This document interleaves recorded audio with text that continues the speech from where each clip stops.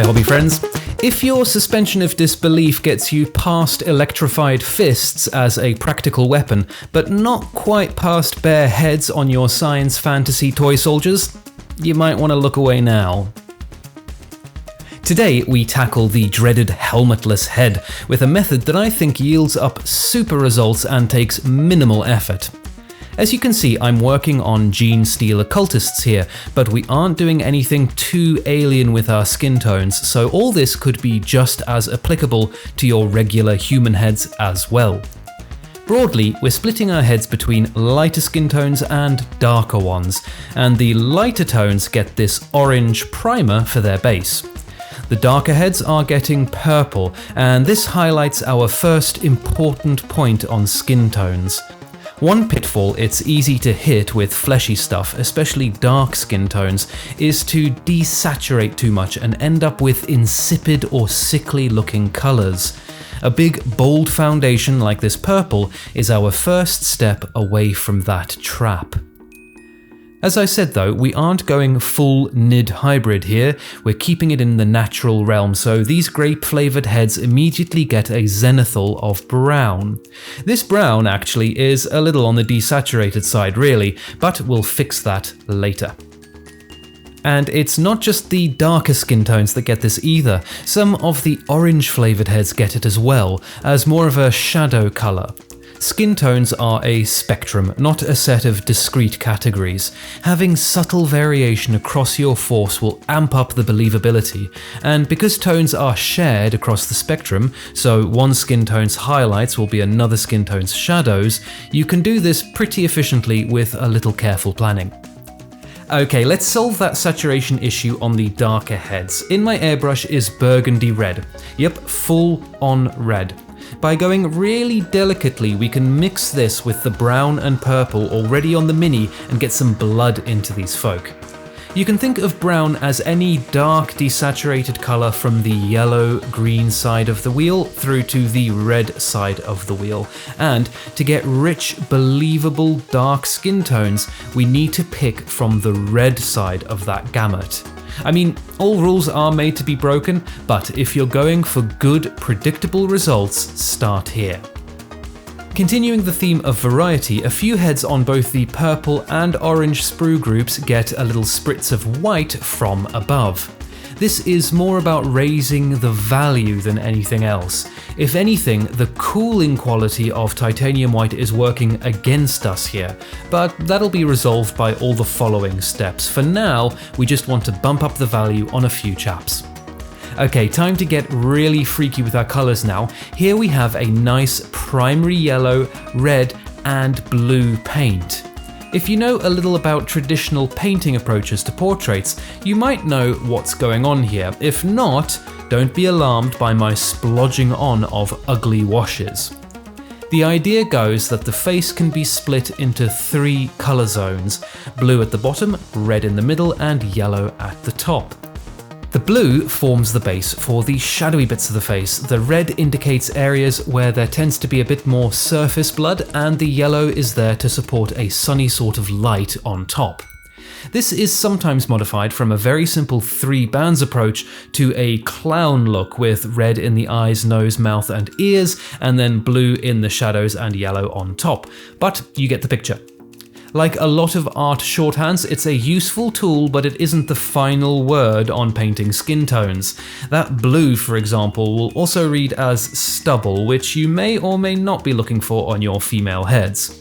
And generally, the whole approach is far less applicable to darker skin tones than it is to lighter ones. Less applicable, but not useless, so some of those tones do still get a good splodging here and there. Remember, variety is key.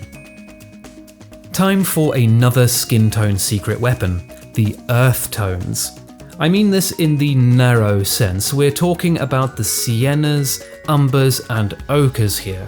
I'm starting with burnt sienna cut with matte varnish. All the darker heads get a filter of this, which really starts to pull all those elements together towards a cohesive skin tone. The same idea is achieved on the lighter skins with this peach ink. Again, this is cut with matte varnish, but it is an opaque ink, which means we have to go in gently, layering slowly up and up. This step is not difficult by any stretch of the imagination, but you do have to be attentive. We're trying to strike a balance between drawing together our colourful patchwork, but not blasting it away and losing all that variation and depth. And like I said, skin tones are shared, so our dark heads also get a very gentle spritz, acting as our highest mid-tone colour. Back to white quickly on the light tones to re-establish our forms with some value distinction, and then the earth tones storm the stage again. This is the point in the process where you can really get some variety going. My arsenal is formed of burnt and raw umber and burnt sienna again. Filter this over your dark skin tones to get some subtle variations, and give the shadows on your lighter ones some depth and richness. The next step is a bit niche, but because I'm doing GSCs here, I need to add some gnarly veins on the backs of their heads. I think when these heads make it onto the bodies, I'll probably do even more of these. The pale heads got red veins and the dark heads got blue ones. Okay, time for one of those big transformational steps, a good old oil wash. And we aren't pulling any punches here, full on Quinacridone Magenta.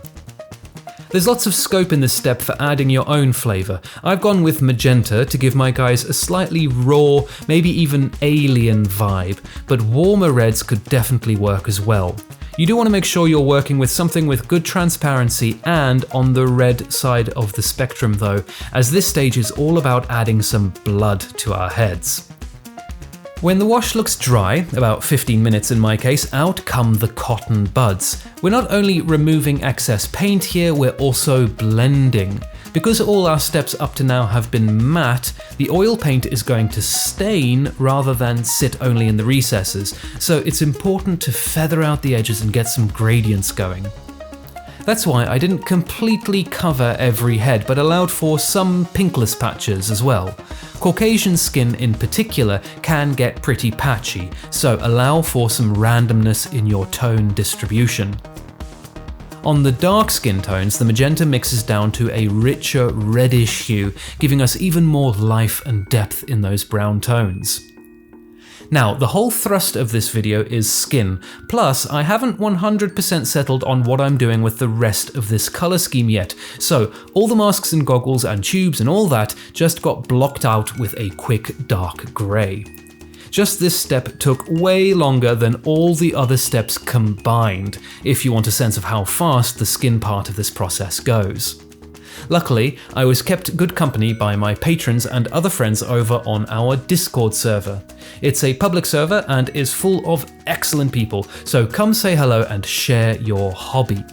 And of course, I must give a special shout out and thank you to my supreme and superb patrons scrolling across your screen now.